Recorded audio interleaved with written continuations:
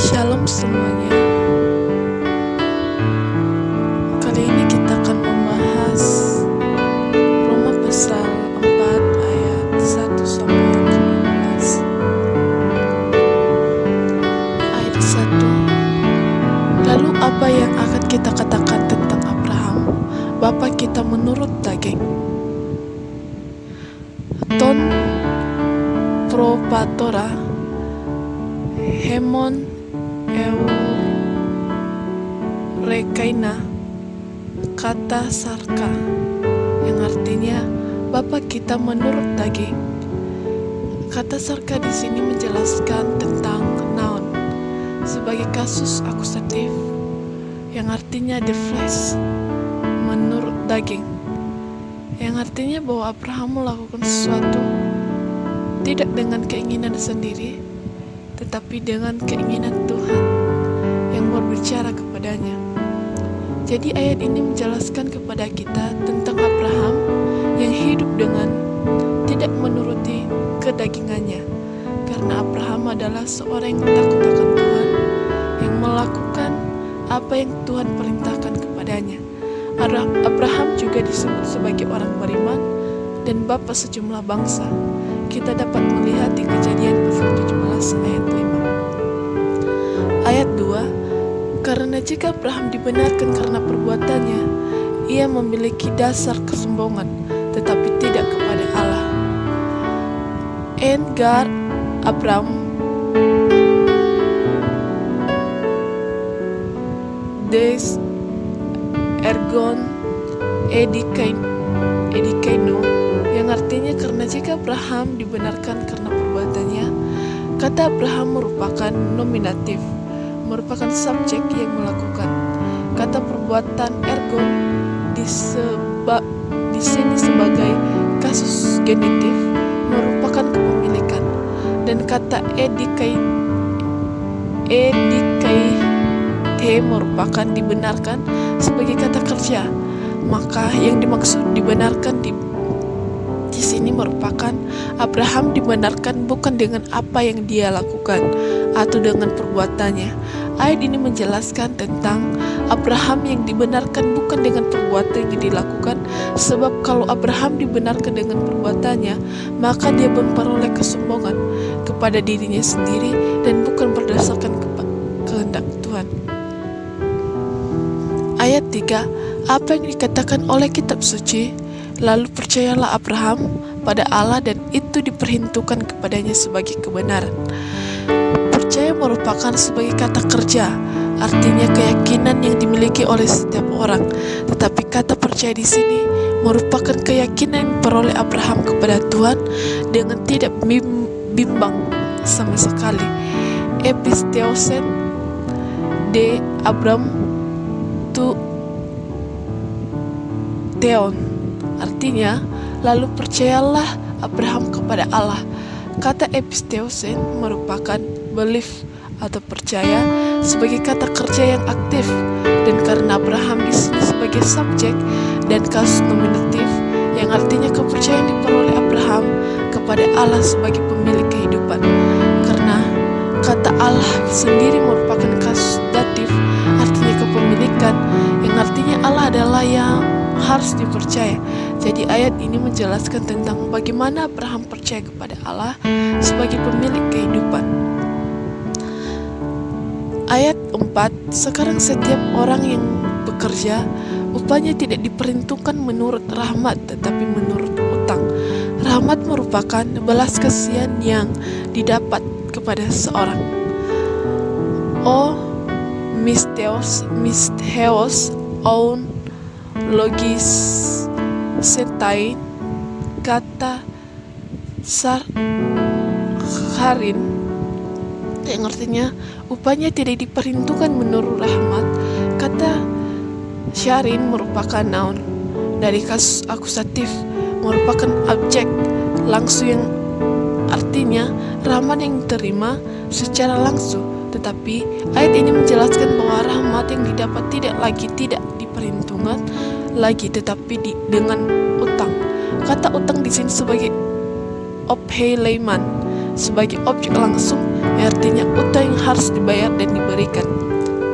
Ayat 5, namun bagi orang yang tidak bekerja namun percaya pada Dia yang membenarkan orang fasik, iman diperhitungkan untuk kebenaran.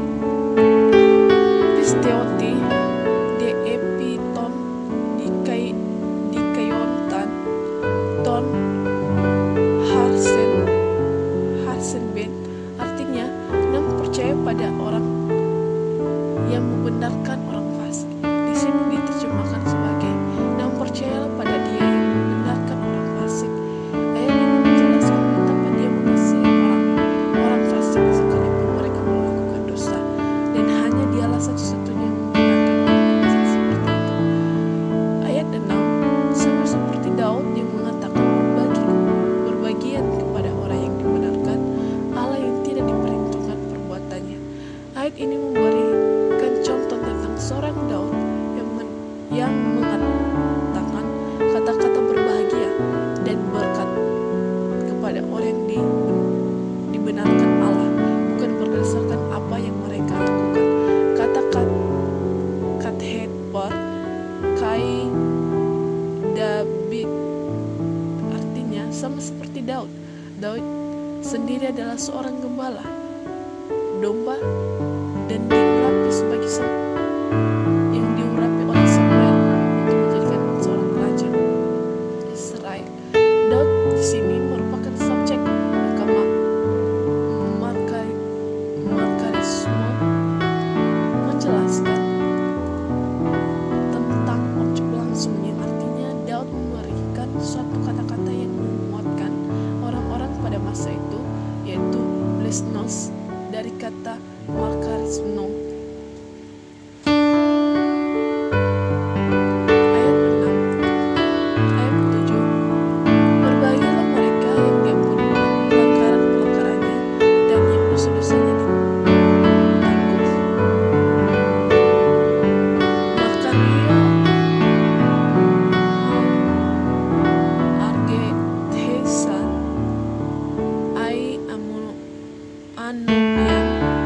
Anumiai artinya berbahagialah yang diampuni perbuatan durhaka. Berbahagia merupakan keadaan atau perasaan senang di mana dia tidak merasakan kesedihan dan masalah. Dari kata malkarioi merupakan kata sifat dari kasus nominatif yang menjelaskan tentang subjek, sehingga mereka di sini merupakan yang merasakan kebahagiaan. Dari kata hon dan kata abhethesan berasal dari kata dasar abhieme sebagai orang ketiga plural yang artinya yang diampuni. Hal ini menjelaskan tentang kalimat selanjutnya dari tindakan subjek dari kata anomiai sebagai kasus nominatif sebagai subjek yang artinya perbuatan durhaka. Jadi perbuatan durhaka yang mereka lakukan telah diampuni. Perbuatan durhaka ini juga dapat diartikan dalam arti lain, yaitu pelanggarannya. Menurut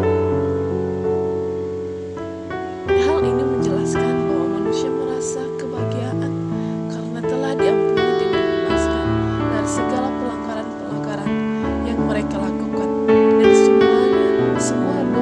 semua dosa dan pelanggaran yang dilakukan telah ditanggung oleh Yesus Kristus. Ayat 8, berbahagialah manusia yang dosanya tidak akan diperhitungkan Tuhan. Kalimat pertama dari ayat ini menggunakan berbahagia sama seperti kalimat sebelumnya. Makarios anhar rep ho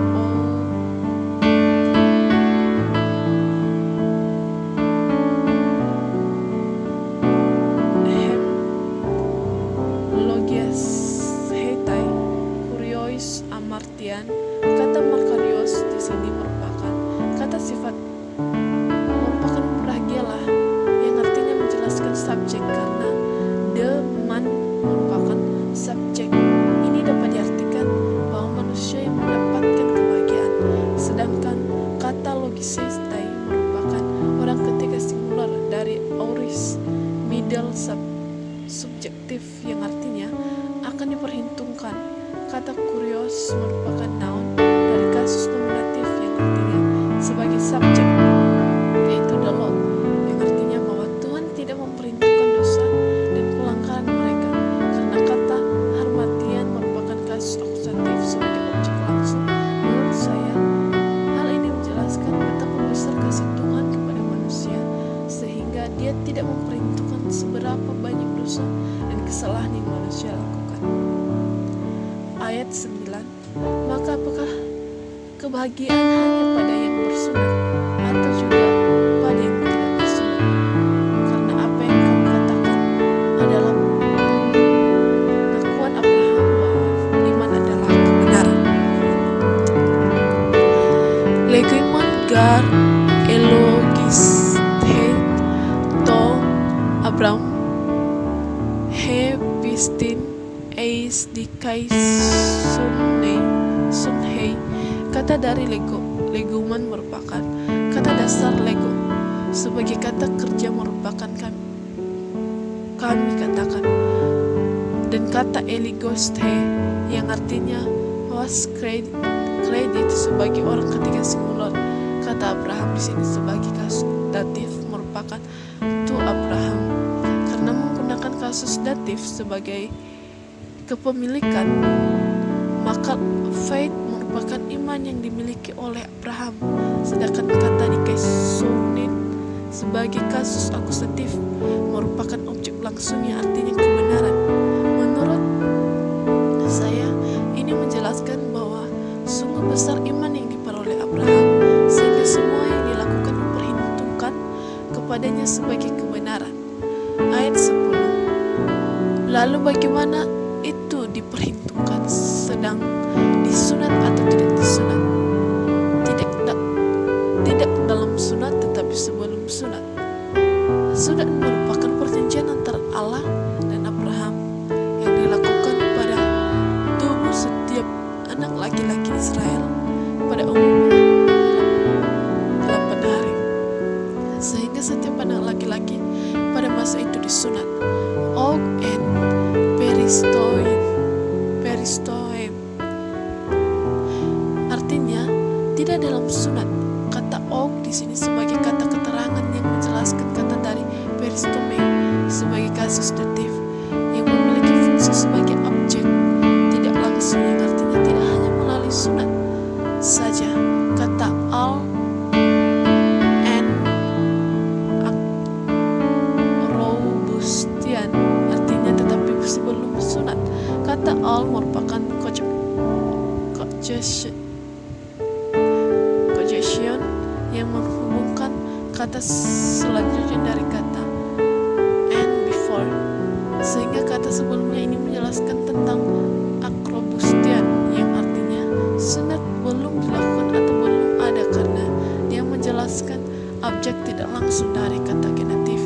Menurut saya, ayat ini menjelaskan bahwa sunat tidak menjamin kita dibenarkan di hadapan Tuhan, karena ayat ini menjelaskan bahwa Abraham dibenarkan sebelum dia disunat. Maka sunat bukanlah sebagai pembenaran, tetapi sunat dalam hal ini merupakan sebagai tanda perjanjian antara Allah dan Abraham. Ayat 11, dan dia menerima tanda tentang sunat sebagai materai dari kebenaran berdasarkan iman, sementara dalam hal itu dia tidak disunat untuk menjadi bapa semua orang percaya yang disunat, agar kebenaran diperhitungkan juga kepada mereka. Materai adalah sebagai bukti dalam suatu perjanjian antara satu orang dengan yang lain, dan sebagai tanda untuk mengingat perjanjian. Di ayat ini kata materai dipakai antara Allah dan Abraham sebagai tanda perjanjian yang selalu diingat terus menerus. Sparagida tes dikaiosunens tes pistios tes en ten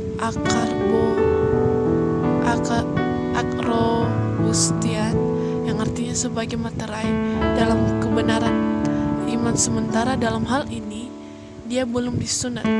Kata spreragida merupakan kasus akusatif sebagai objek langsung sebuah materai, karena dikaiosunes merupakan kasus genetif yang artinya kepemilikan, maka artinya materai dapat diperoleh dengan melakukan kebenaran. Pistoes sendiri sebagai kasus genetif merupakan iman, maka arti dari tidak disunat, hal yang merupakan sebelum Abraham tidak melakukan sunat, dia sudah memiliki iman yang benar kepada Tuhan. Menurut saya, ini menjelaskan tentang perjanjian antara Allah dan Abraham yang dijadikan sebagai materai yang selalu diingat, dan hal ini diberikan kepadanya karena imannya yang benar di hadapan Tuhan, bukan karena sunat, karena iman Abraham kepada Tuhan sudah ada sebelum dia disunat. Ayat 12, dan Bapa dari sunat kepada mereka yang bukan hanya bersunat, tetapi mereka yang juga berjalan dengan iman melalui sunat dari Bapa kita Abraham. Kai yang artinya an patera, karena dia memiliki kasus akusatif sebagai objek langsung, maka father adalah bapa yang melakukan atau mempraktekkan, dari kata peristoin yang artinya of